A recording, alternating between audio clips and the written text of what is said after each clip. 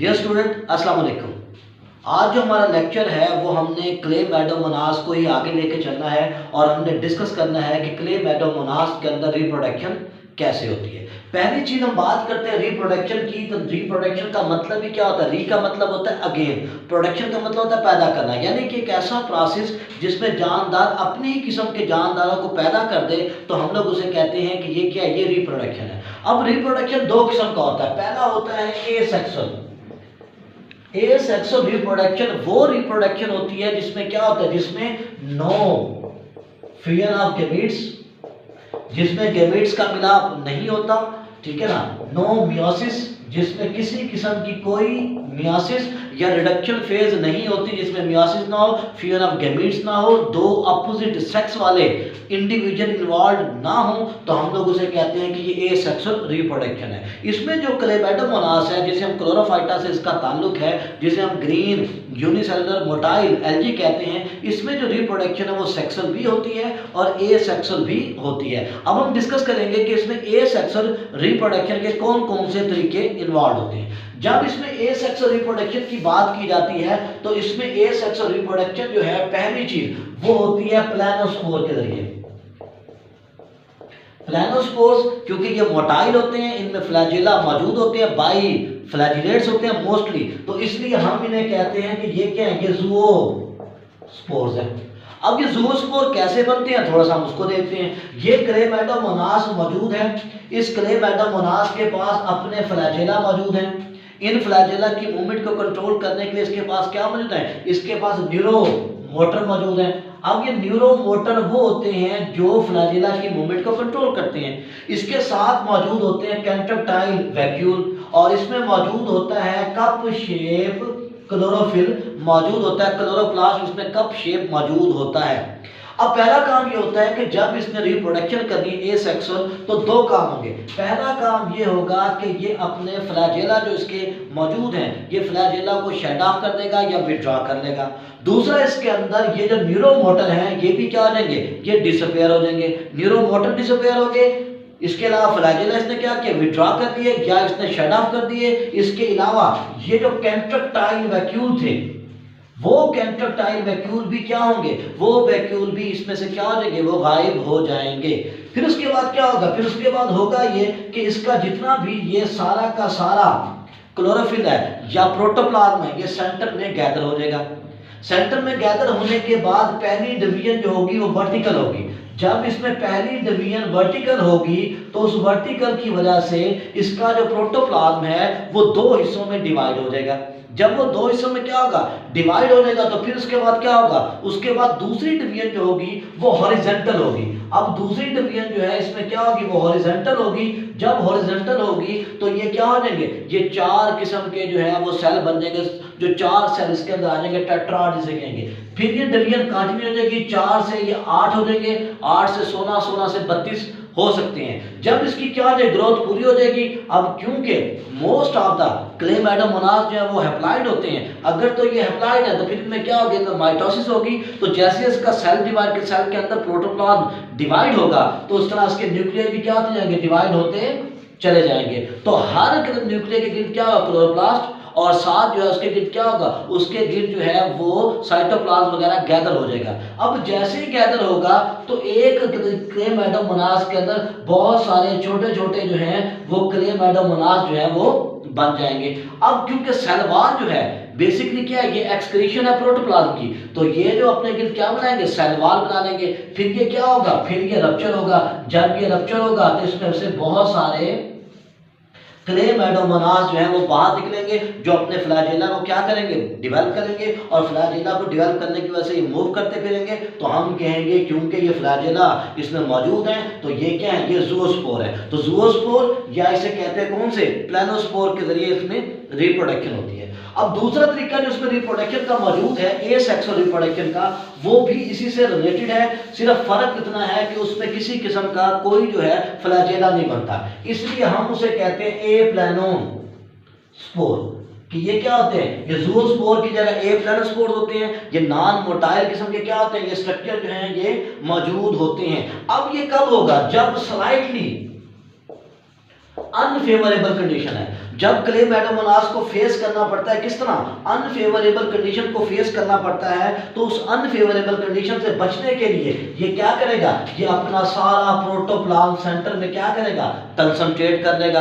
Concentrate करने के बाद अपने गिर्द एक थिन वाल बना लेगा। अब वो थिन जो वाल होगी वो क्या करेगी, वो उसे प्रोटेक्ट करेगी। इसमें सेल डिवाइड नहीं करेगा, इसमें सिर्फ सेल सरवाइव करेगा। तो जब वो थिन वाल अपने क्या करेगा, बना लेगा, तो वो क्या हो जाएगा, वो नॉन मोटाइल हो जाएगा और वो वेट करेगा कंडीशन को फेवरेबल होने में। अगर कंडीशन स्लाइटली है तो कुछ अर्से बाद क्या होगा, ये प्लानोस्पोर जो है ये डिवाइड होगा और डिवाइड होने के बाद या ऐसे ही ये जर्मिनेट कर देगा। जब ये डिवाइड होगा तो उसी तरह दो से चार से डिवाइड होते जाएंगे अर्थमेटिक तरीके के जरिए, और इस तरह क्या होगा, ये नया जो है क्लेमाइडोमोनास बन जाएगा। लेकिन अगर कंडीशन है बहुत ज्यादा सीवियर, ड्रॉट है बहुत ज्यादा, पानी की कमी है, साल्ट है ज्यादा, साल्टी इन्वायरमेंट हो गया है, या वाटर जो है ना वो क्या हो गया, उसकी डेफिशिएंसी हो गई है, तो ये फिर जो ए प्लानोस्पोर है ये चेंज हो जाएगा किसके अंदर, हैप्नोस्पोर के अंदर। अब ये हैप्नोस्पोर क्या होता है, हैप्नोस्पोर में होता ये है कि अपना ये सारा का सारा प्रोटोप्लाज्म गैदर करेगा। गैदर करने के बाद ये इसके गिर्द थिक वॉल बना लेगा। ये थिक वॉल बनाएगा ताकि जितनी भी हार्श कंडीशन है, स्लाइटली होगी हार्श कंडीशन तो प्लानोस्पोर, अगर सवेयर किस्म की हार्डनेस है, सवेयर किस्म की क्या ड्रॉट है, सवेयर किस्म की सैलिनिटी है, तो उससे बचने के लिए क्या करेगी, अपने गिर्द एक थिक वॉल बना लेगा। जब ये अपने गिर्द क्या बनाएगा, थिक वॉल बना लेगा, तो ये बन जाएगा हैप्नोस्पोर के अंदर, और ये हैप्नोस्पोर क्या करेगा, उस सीवियर कंडीशन के अंदर इसे सरवाइव करने में क्या करेगा, मदद करेगा। और जब उसे वो मदद करेगा, कंडीशन चली जाएंगी, तो फिर ये चेंज हो सकता है ए प्लानोस्पोर में, या ये चेंज हो सकता है वही मोटाइल, ठीक है ना, प्लानोस्पोर के अंदर चेंज हो सकता है। तो ज़ूओस्पोर में भी चेंज होता है, लेकिन ये सीवियर कंडीशन से बचने के लिए ये तीसरा मेथड मौजूद है। तो पहला ज़ूओस्पोर के जरिए, दूसरा ए प्लानोस्पोर के जरिए, तीसरा हैप्नोस्पोर के जरिए जो है इसमें ये अमल होता है। चौथा तरीका इसमें मौजूद होता है जिसे हम आमतौर पर कहते हैं कौन सी स्टेज, पाल्मिला स्टेज। अब उस स्टेज के अंदर क्या होता है, इसके नाम से ही पता है, ये स्टेज है पाल्मिला स्टेज। अब पाल्मिला स्टेज में क्या होगा, उसमें होता ये है कि सेल जो है वो डिवाइड होता है, जैसे इसका प्रोटोप्लाज्म डिवाइड होगा, 1 से 2 बनाएंगे, 2 से हॉरिजॉन्टल 4 बनेंगे। अब 4 बनते जाएंगे, लेकिन ये अपने गिर्द क्या करेगा, एक पतली सी लेयर बना देगा।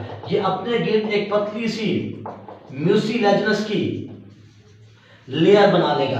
अब ये पतली सी क्या करेगा, अपने गिर्द एक पतली सी लेयर बना लेगा। वो जो पतली सी लेयर मौजूद होगी, हम उस लेयर की वजह से क्या कहेंगे, वो जो है वो डिवाइड हो जाएगा। कुछ ऐसे होते हैं जिसमें म्यूसिलेजिनस के अलावा, ठीक है, वो एक और लेयर बनाते हैं जिसे हम नाम देते हैं किसकी, जेलेटिन की, जेलेटिनियस लेयर भी बना लेंगे। इसमें कोई फ्लैजेला मौजूद नहीं होंगे, और ये उस कंडीशन को क्या करेगा, सर्वाइव करेगा। देखते देखते क्या होगा, एक ही क्लेमाइडोमोनास के अंदर बहुत सारे छोटे छोटे जो है वो क्या बन जाएंगे, क्लेमाइडोमोनास के जो है नए ऑफस्प्रिंग बन जाएंगे, और वो उस कंडीशन से क्या करेगा, सर्वाइव करेगा। जैसे कंडीशन सही होंगी ये बाहर निकलेंगे, फ्लैजेला को डेवलप करेंगे और दोबारा ज़ूओस्पोर में चेंज हो सकते हैं। तो एसेक्सुअल रिप्रोडक्शन जो क्लेमाइडोमोनास में है वो ज़ूओस्पोर के जरिए, ए प्लानोस्पोर के जरिए, हैप्नोस्पोर के जरिए और पाल्मिला स्टेज के जरिए होती है।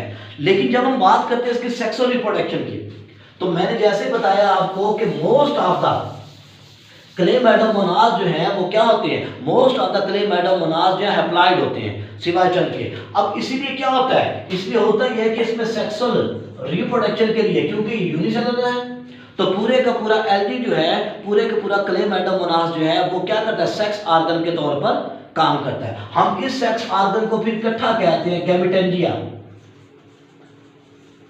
एक होगा तो गैमेटेंजियम, जारी बात है, अगर मेल और फीमेल अगर तो गैमेटेंजिया। तो इसमें क्या होता है, गैमीट फार्मिंग स्ट्रक्चर बनते हैं जिसे हम गैमेटेंजियम का नाम देते हैं, वो होते हैं। अब इसमें फर्क कैसे होता है, होता ये है कि ये क्या होते हैं, जब ये डिवाइड होते हैं ये 2 से 4 बनते हैं, 4 से 8 बनते हैं, लेकिन ये होते मोटाइल हैं। अब क्योंकि ये मोटाइल होते हैं, इसी लिहाज से हम इसकी रिप्रोडक्शन को 3 हिस्सों में डिवाइड करते हैं, 3 टाइप में। पहली मौजूद होती है जिसे कहते हैं आइसोगैमी। आइसोगैमी का मतलब है, आइसो मतलब सेम, गैमी मतलब गैमीट्स, जिसमें गैमीट्स जो है मेल और फीमेल दोनों क्या हों, वो अलाइक हों, जिसमें मेल और फीमेल मॉर्फोलॉजिकली भी और क्या हो, वो मोशन के हिसाब से दोनों मोटाइल हों और अलाइक हों। इसलिए जब इसमें से क्या होगा, रप्चर होंगे, क्लेमाइडोमोनास निकलेंगे तो फ्लैजिलेट्स भी होंगे और अलाइक भी होंगे। फिर ये दोनों जो हैं, ये फ्लैजिलेट जो क्लेमाइडोमोनास हैं, ये क्लेमाइडोमोनास आपस में आके हेड टू हेड फ्यूज कर देंगे। जब ये हेड टू हेड फ्यूज करेंगे तो इसका मतलब ये होगा कि इस वक्त जो फ्लैजिला होंगे वो 4 होंगे। इसे जो है क्वाड्री फ्लैजिलेट भी कहते हैं। क्वाड्री का मतलब आपको पता है 4, तो इसे क्वाड्री फ्लैजिलेट्स का नाम भी देता है। 4 फ्लैजिला मौजूद होंगे। जब ये 4 फ्लैजिला मौजूद होंगे तो ये क्या करेंगे, अपने फ्लैजिला को शट ऑफ कर देगा। इनका क्या होगा, प्लाज्मोगैमी होगी। प्लाज्मोगैमी का मतलब ही क्या होता है, साइटोप्लाज्म का क्या होना, फ्यूज होना। जब प्लाज्मोगैमी हो जाएगी तो फिर इसके बाद अगली चीज क्या होगी, वो होगी कैरियोगैमी। और कैरियोगैमी से क्या होगा, ये ज़ायगोट की शक्ल में बन जाएंगे। फिर जब ये अपना साइज पूरा कर लेंगे तो उसके बाद क्या होगा, उसके बाद जो है ये अपना साइज पूरा करने के बाद डिवाइड होंगे, मियोसिस के जरिए डिवाइड होंगे। अगर इसने डिप्लॉइड होना है तो इसमें क्या होगा, ये ऐसे ही सर्वाइव करेगा और डिप्लॉइड इंडिविजुअल के तौर पे रहेगा। अगर इसने क्या करना है, अगर इसने अप्लाइड की जिंदगी होती है तो कुछ स्पीशीज ऐसी है जो अप्लाइड होती है, नतीजा ये होगा कि ये क्या करेगा, मियोसिस करेगा और अप्लाइड बनाना शुरू कर देगा। तो आइसोगैमी इस तरह होती है। दूसरा इसके अंदर जो मौजूद होता है वो होता है एनाइसोगैमी। आप जरा उसे देखिएगा, एनाइसोगैमी। एनाइसोगैमी का मतलब ये है कि जैसे मेल और फीमेल हैं तो मोटाइल, लेकिन जो मेल है वो माइक्रो है, स्मॉल है, जो फीमेल है वो लार्ज है। अब इसके अंदर जो गैमेटेंजियम होते हैं, गैमीट्स बनाने वाले, मेल का जब बनता है तो होता यह है कि मेल का जो प्रोटोप्लाज्म डिवाइड होता है तो डिवाइड होने के बाद जब 2 बनाता है, 2 से 4 बनाता है, 4 से 8 बनाता है, 32। इसका मतलब ये है कि ये डिवाइड होता रहेगा और डिवाइड होने के बाद साइज में छोटा होता जाएगा, यानी कि ये 32 तक जाएगा। लेकिन जब फीमेल का बनाना है, फीमेल में क्या होगा, फीमेल में जब ये डिवाइड होगा 1 से 2 बनेंगे या 2 से मैक्सिमम 4 बनेंगे। जब 4 बनेंगे तो वो क्या होंगे, वो साइज में थोड़े से बड़े होंगे, लेकिन होंगे दोनों फ्लैजिलेट्स। तो इसमें होगा क्या, होगा ये कि मेल चूंकि वो क्या बना है, वो कम बना है, इसलिए मेल का साइज छोटा होगा, फीमेल का साइज बड़ा होगा। तो फीमेल साइज में क्या है, वो बड़ी है, क्योंकि उसके अंदर सेल जो थे प्रोटोप्लाज्म ज्यादा डिवाइड नहीं हुए। तो साइज और फीमेल क्या होगा, फीमेल साइज में छोटा होगा। और छोटे होने की वजह से क्या होगा, ये फिर हेड टू हेड क्या करेंगे, आपस में फ्यूज करेंगे, क्योंकि इसमें क्या आता है, मॉर्फोलॉजिकल क्या है, बड़ा और छोटा है, माइक्रो और मेगा है, इसलिए हम इसे कहते हैं कि ये क्या है, ये एनाइसोगैमी है। कुछ स्पीशीज ऐसी हैं जैसे क्लेमाइडोमोनास नेबुलस हो गई, उसमें होता क्या है, उसमें होता यह है कि मोस्ट एडवांस तरीका भी पाया जाता है जिसे हम नाम देते हैं किसका, ओवोगैमी का। अब ओवोगैमी क्या है, ओवोगैमी ये है कि फीमेल जो है वो क्या है, वो नॉन मोटाइल है, उसमें फ्लैजिला मौजूद नहीं है। जो मेल है वो क्या है, वो मोटाइल है, फ्लैजिलेट्स है। अब इसमें होता क्या, होता ये है कि बार दफा क्लेमाइडोमोनास अपने जो है वो फ्लैजिला को विड्रॉ कर लेता है। विड्रॉ करने के बाद अपने पूरे के पूरे प्रोटोप्लाज्म को एक जो है वो गैमीट की शक्ल में, फीमेल गैमीट की शक्ल में क्या करता है, उसे ट्रांसफॉर्म कर लेता है। जब वो उसे फीमेल गैमीट की शक्ल में क्या कर लेता है, ट्रांसफॉर्म कर लेता है, तो वो नॉन मोटाइल रहता है। फिर क्या होता है, जब वो नॉन मोटाइल होता है तो मेल वही है जिसमें क्या होता है, जिसमें डिवाइड होता है गैमेटेंजियम में, 2 बनेंगे, 2 से 4, 4 से 8, 16, 32 तक बन सकते हैं। जब वो बनेंगे तो क्या होगा, मेल जब बनेगा वो साइज में भी छोटा और होगा भी फ्लैजिलेट्स। फीमेल जो है वो सिंगल होगा, साइज में बड़ा, और नॉन फ्लैजिलेट्स, नॉन मोटाइल होगा। ये जाके केमोटैक्टिकली, ठीक है ना, ये केमोटैक्टिकली जाके क्या होगा, केमोटैक्टिकली जाकर जो है ये फीमेल के साथ फ्यूज करेगा और फ्यूज करने के बाद जाइगोट बनाएगा। वो जाइगोट आगे फिर नए जो है क्लेमाइडोमोनास में चेंज हो जाएगा। तो क्लेमाइडोमोनास में जो रिप्रोडक्शन है वो एसेक्सुअल भी होती है और सेक्सुअल भी होती है। एसेक्सुअल होती है उसमें ज़ूओस्पोर के जरिए, एप्लानोस्पोर के जरिए, ठीक है, हेप्टोस्पोर के जरिए, पाल्मिला के जरिए। और सेक्सुअल रिप्रोडक्शन जिसमें होती है वो तीनों टाइप्स होते हैं, यानी कि आइसोगैमी भी, एनाइसोगैमी भी और ओवोगैमी के जरिए भी होती है। तो ये हमारा आज का लेक्चर था।